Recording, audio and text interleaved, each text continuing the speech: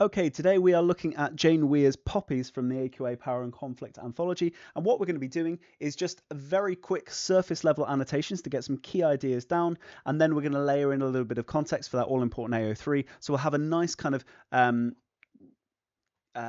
pre-packaged brief version of everything that you need to know about the poem, and we're going to do it in less than 15 minutes. So let's jump in. The acronym that I use to approach any initial annotations of a poem is FIRST, and what that stands for is first and last line, imagery, repetition, structure, and title. Okay, because every single poem is going to have those key features.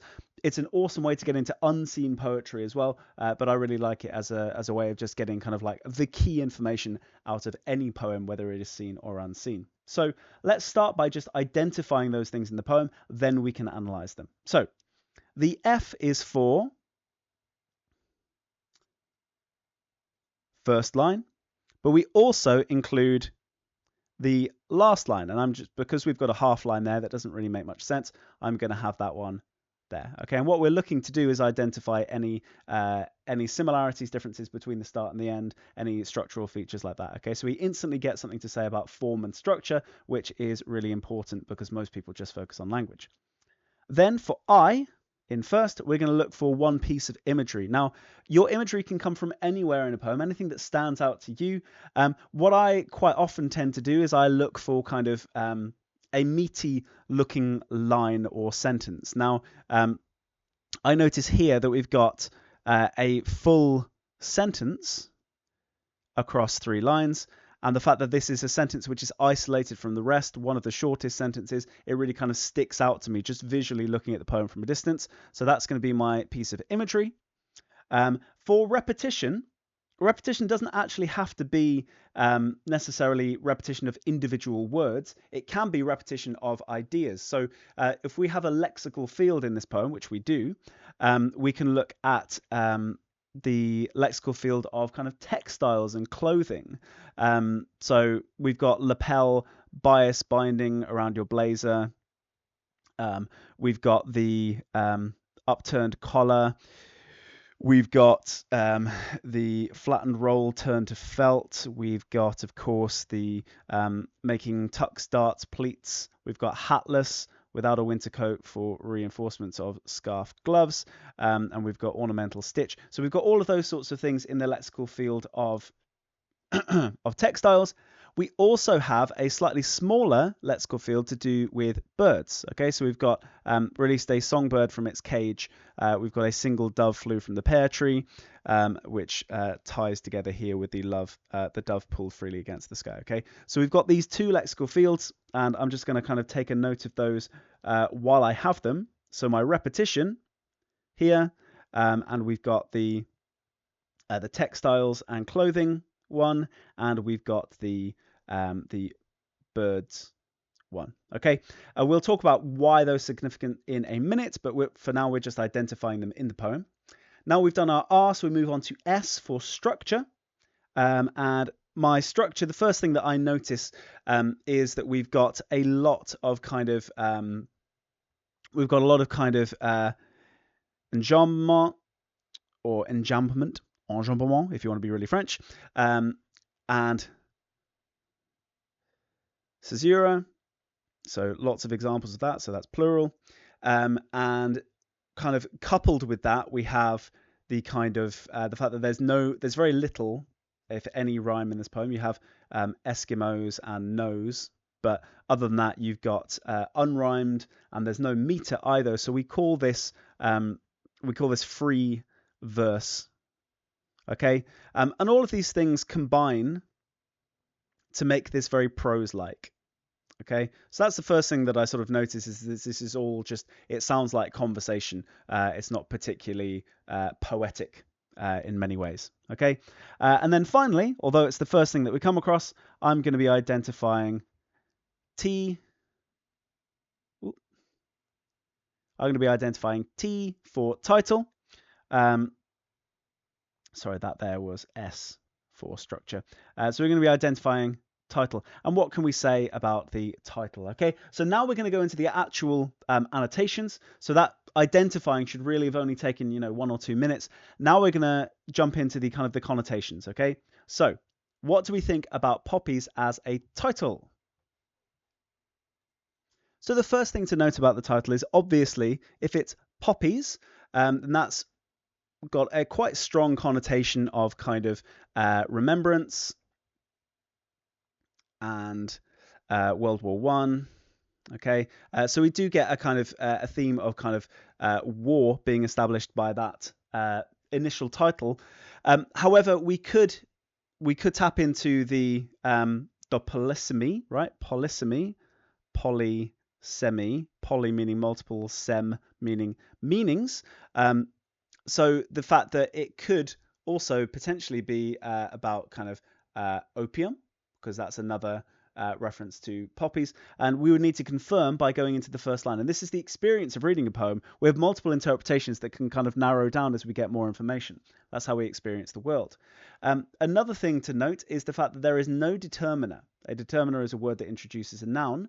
This noun of poppies has not been introduced by anything. So there's no my, there's no the, there's no there's no some, any of those sorts of things, suggesting that this could potentially be universal, something to do with all poppies, right? Okay. So our first impression is it's going to be about poppies in general, so potentially about war and remembrance and memory. Okay, so that's our kind of initial thinking. Then we're going to go into our first line and have a look, see what's going on with the first line. 3 days before Armistice Sunday. Okay, so Armistice Sunday, remembrance. So it kind of confirms what we thought from the title. Then 3 days before, this kind of temporal marker. Is this suggesting 3 days before that we're building towards a climax? Okay, so what's going to happen on Armistice Sunday itself? Okay, and why are we having this kind of build up, creating it as something significant? If we skip then to the end, the last line, what has changed? We've got 3 days before Armistice Sunday. This looks to be very much kind of present. Okay, so have we reached a climax? This kind of hoping, what we call the progressive or continuous aspect, suggesting this is ongoing, so it's much more present. So have we gone through time to get to this point? Notice that 3 days before Armistice Sunday seems to be very much kind of in the context of war and memory, whereas the reference to memory by the end is much more kind of sort of familial. This is clearly a parent speaking. It is much more kind of nostalgic. So the nature of memory has changed. Okay, so what's going on with memory in the poem? That's something to kind of explore. Okay, then we're going to be having a look at our piece of imagery.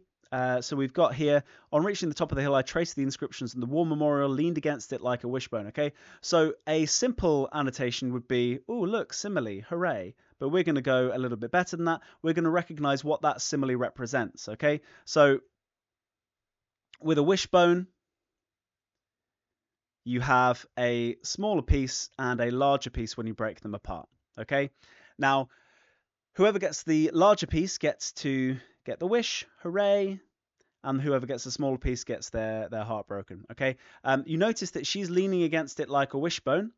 That's her right there, the small one, leaning against the war memorial. When she steps away, it is as if the wishbone has been broken and she has lost the wishbone. Okay, significance of that, the war or the war memorial has claimed her son. That's the thing that she is wishing for.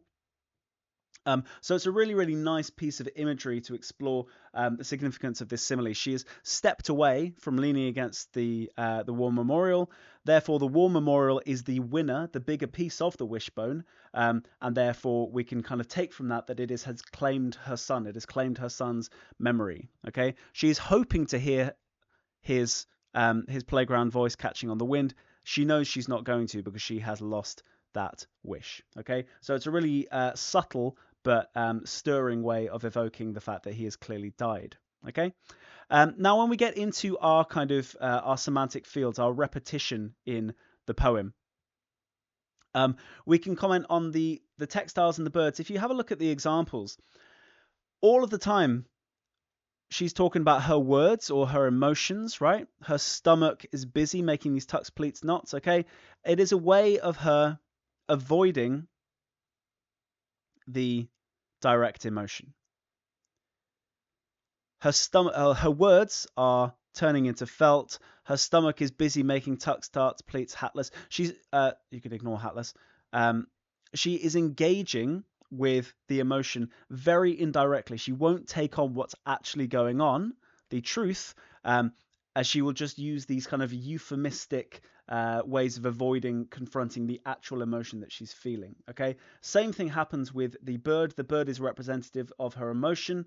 So releasing a songbird from its cage, clearly she's gone into the bedroom, she's crying, but it never specifies that directly. So instead, we get this kind of euphemistic version of releasing a songbird from its cage. Again, the single dove flew from a pear tree, the dove pulled freely against the sky. There is nothing free, ironically, about her expression of emotion here. Okay, so in both cases, these the items in this lexical field, they give us a kind of a metaphor, an extended metaphor, in fact, an extended metaphor for kind of withholding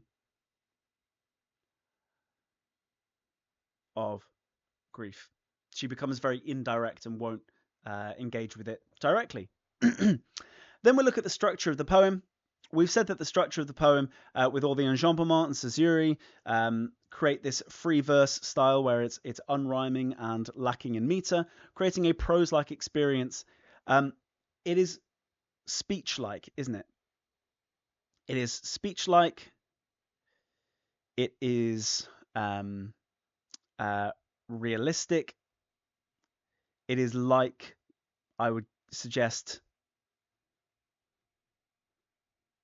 conscience or stream of consciousness, you might even say. So it is like we're experiencing her true feelings. So it is very kind of confessional and immediate because of the way that it is very much like natural speech. So she's expressing herself, and that might tie in quite nicely with the fact that she's struggling to express her true feelings of grief. So she's still in that stage of processing. Okay. So we've got some really nice annotations in the poem, which I think give a really lovely insight into the experience of this poem. Then we layer on the top a couple of details from our context, which should make things a little bit easier when it comes to AO3, because they can be tied to what's going on in the poem. And what we find there is that Jane Weir, so that's the poet, she is a poet and textile worker, okay? So no surprises that she refers to all of this language to do with textiles, right? She was commissioned to write the poem for the 2009 Poetry Remembrance Programme, okay? So it clearly ties it in with Poppies, likely capitalising on her family's legacy of living through the Northern Irish Troubles and the ongoing Iraq and Afghan wars in the UK that the UK were involved in this decade, to compensate for her own lack of direct experiences in the war. Okay, so perhaps this very much kind of detached feeling that we get in the poem, not truly engaging, can tie in with the biography of the poet, which is that she has never directly experienced war or potentially the loss of a child. So it's very much kind of imaginative, and so she takes this much more distanced approach. And then, of course, we've got the poppy symbol, okay? Most clearly, it is an emblem of Remembrance Sunday, celebrated annually to commemorate the end of World War I, okay? So we've got peace, but notice that this poem is not talking about World War I. It is very much removed from any specific time period, which allows us to think of all of the conflicts that are going on in the world and that have gone on in the world, and the individual nature of this human experiencing grief and processing grief ties in quite nicely with the fact that this is very much kind of generic, universal experiences of war as a concept rather than any specific wartime experience, which of course she couldn't comment on as someone who has not lived through war herself. Okay, so what we've got there is just a very, very quick under 15-minute introduction to some key annotations for the poem, some key bits of context for the poem, and hopefully you've given yourself a slightly greater understanding of what is going on in Poppies by Jane Weir.